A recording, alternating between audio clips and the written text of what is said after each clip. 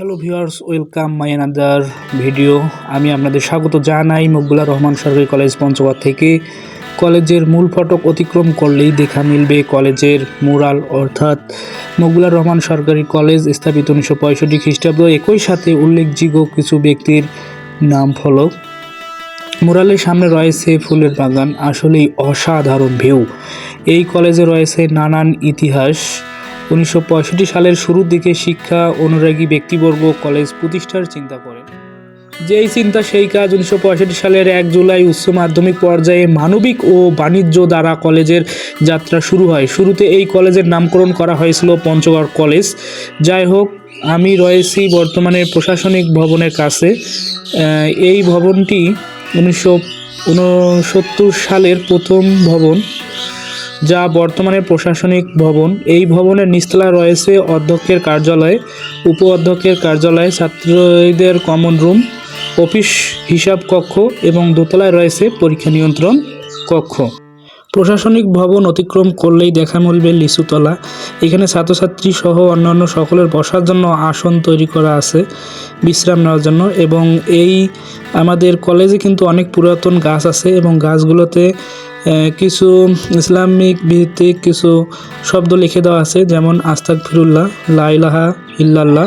অর্থাৎ যারা এখানে আসবে, বিশ্রাম নিবে এই ছায়ায় বসে, গাছের ছায়ায় বসে, তারা অবশ্যই তাদের চোখে পড়লে যেন তারা এগুলো পড়তে পারে, এই ব্যবস্থা করা আছে।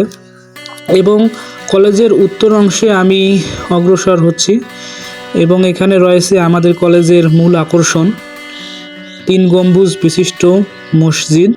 মসজিদের পাশেই রয়েছে একটি দোতলা ভবন। এই ভবনটির প্রথম দিকে ছাত্রাবাস হিসেবে ব্যবহার করা হয়েছিল এবং পরবর্তীতে কলেজের 4 তলা বিশিষ্ট ছাত্রাবাস নির্মাণের কারণে এই ভবনটি অনার্সের কয়েকটি কোর্স চালু করা হয় এই ভবনটিতে। এবং এই ভবনটি এখন অনার্সের কয়েকটি কোর্স এর ক্লাস নেওয়া হচ্ছে এবং এখান থেকেই পরিচালনা করা হচ্ছে। এবং আমি যে 3 গম্বুজ বিশিষ্ট মসজিদের কথা বলছিলাম, আমাদের কলেজের মূল আকর্ষণ, এটি সেই আমাদের 3 গম্বুজ বিশিষ্ট মসজিদ, যা আমাদের কলেজের উত্তর অংশে অবস্থিত এবং এটি আমাদের কলেজের মূল আকর্ষণ। আমাদের এই মকবুলার রহমান সরকারি কলেজের উত্তরাংশের এই সুদৃশ্য মসজিদটিতে ছাত্রছাত্রী এবং কর্মচারীরা এখানে জুমার নামাজ নিয়মিত আদায় করে থাকেন এবং জাতীয় দিবসে এখানে বিশেষ মোনাজাত ও দোয়া মাহফিলের আয়োজন করা হয়। এই 3 গম্বুজ মসজিদ মাঠ থেকে বাইর হয়ে এখন আমি অগ্রসর হচ্ছি কলেজের অপর সাইড, অর্থাৎ আমি যদি আপনাদের কলেজটির পুরো ভিউ দেখাই, দেখেন সুবিশাল মাঠ রয়েছে আমাদের কলেজে। খেলাধুলার ব্যবস্থা রয়েছে, এই মাঠেই খেলাধুলা করার ব্যবস্থা রয়েছে। এবং আমি এখন রওনা হচ্ছি মসজিদের পাশ ঘেঁষেই। মসজিদের পাশে এরকম ফুলবাগানের ভিউ আসলে অনেকটাই আপনার মনকে ফ্রেশ করে দিবে। আমাদের এই কলেজটি যদি আপনারা একবার হলেও পঞ্চগড়ে আসেন, অবশ্যই মকবুলার রহমান সরকারি কলেজে এসে আসলে আমাদের কলেজের পরিবেশটি দেখে যাবেন। দেখেন কত সুন্দর সুন্দর ফুল আমাদের এখানে ফুটেছে কলেজে। এবং আমি এখন কিন্তু রয়েছি আমার কলেজ মকবুলার রহমান সরকারি কলেজে এবং আমি এখন বর্তমানে অবস্থান করতেছি আমাদের 100 শয্যা বিশিষ্ট ছাত্রী নিবাসে। এটাই হচ্ছে আমাদের ছাত্রী নিবাস। এখানে 100 জন পর্যন্ত ছাত্রী কিন্তু এখানে তারা কিন্তু থাকতে পারে, অর্থাৎ তারা যেন কোনোভাবে ভোগান্তিতে না পড়ে। কলেজ কর্তৃপক্ষ এর জন্য সুবিশাল একটি ছাত্রী নিবাসের ব্যবস্থা করে দিয়েছেন, যারা ভালোভাবে লেখাপড়া করতে পারে। এবং ছাত্রীনিবাসের পাশে এটি হচ্ছে ছাত্রাবাস। এখানেও প্রায় 60 জনের মতো ছাত্র এখানে থাকতে পারে এবং ছাত্রাবাসের পাশেই রয়েছে আমাদের এক্সামিনেশন হল।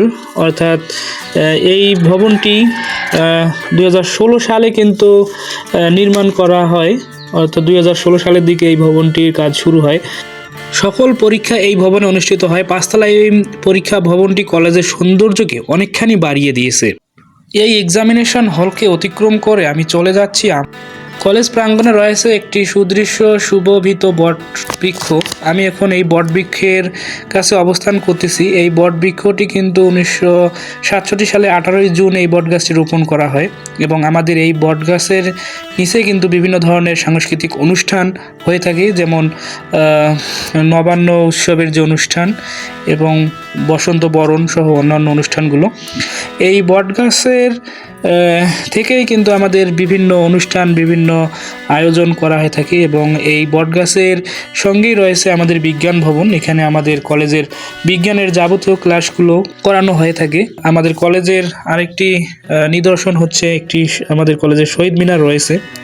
আমার ভাই রক্তরাঙানো 21 ফেব্রুয়ারি আমি কি ভুলতে পারি? অবশ্যই কখনোই ভুলতে পারবো না। অবশ্যই আমাদের কলেজে যে শহীদ মিনারটি রয়েছে এখানে প্রতি বছর শহীদদের শ্রদ্ধা জানানো হয় এবং শহীদ মিনারের সাথেই রয়েছে আমাদের কিছু ফুলের গাছ, যেটা আপনারা এখন লক্ষ্য করলেন।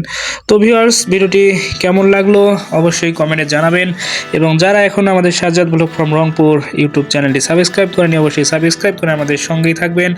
দেখা হবে অন্য আরেকটি ভিডিওতে। সে পর্যন্ত ভালো থাকবেন, সুস্থ থাকবেন এবং কমেন্ট করতে ভুলবেন না। ধন্যবাদ সকলকেই।